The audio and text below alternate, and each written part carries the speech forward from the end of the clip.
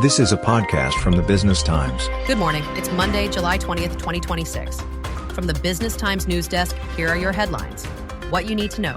A third U.S. service member is confirmed killed in the Iran conflict, bringing the total death toll to 17 since February, as Strait of Hormuz crossings fall to just 4 vessels on Sunday. Brent crude crosses $90 a barrel for the first time in more than a month as fighting enters its 9th consecutive night. Singapore to raise minimum annual leave for lower-wage outsourced workers from 7 to 10 days from 2029. In world news, a third U.S. service member has been killed in the Iran conflict. A soldier who died in northern Iraq on Saturday Singapore time during a controlled detonation of unexploded ordnance from a downed Iranian drone. A second service member was wounded in the same incident. The death brings the total number of U.S. military personnel killed since the conflict began in February to 17, according to CENTCOM. Strait of Hormuz traffic fell sharply over the weekend. LSEG shipping data showed only 4 vessels crossed the strait on Sunday, down from 8 the previous day. At least 3 oil products tankers and 1 very large crude carrier entered the strait since Friday to load oil. Iran's new Supreme Leader Mojtaba Khamenei issued a statement carried by state broadcaster IRIB overnight, saying the country has unforgettable lessons in store for its adversaries. A Turkish-owned cargo ship carrying grain, the Golden Leo, was struck by Russian cruise missiles in the Black Sea on Sunday Singapore time, killing 6 people according to Ukraine's Navy. Russia fired a further barrage of missiles at Kiev in the same overnight period. New York Mayor Zohran Mamdani said he was considering whether to arrest Israeli Prime Minister Benjamin Netanyahu during an upcoming UN summit. Prime Minister Netanyahu's office rejected the remarks in a post on its official X account in the region.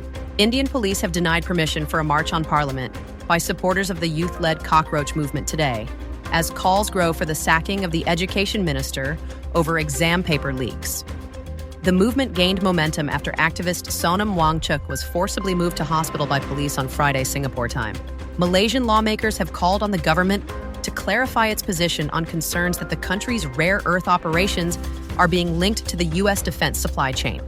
Following Australian miner Lynas signing a binding letter of intent with the Pentagon in March for a proposed 4-year supply deal worth $96 million. In Singapore, lower-wage outsourced workers in Singapore, including cleaners, security officers, and landscape maintenance workers, will see their minimum annual leave entitlement raised from 7 to 10 days from 2029. The increase will be implemented in phases across 5 sectors, including cleaning security and waste management.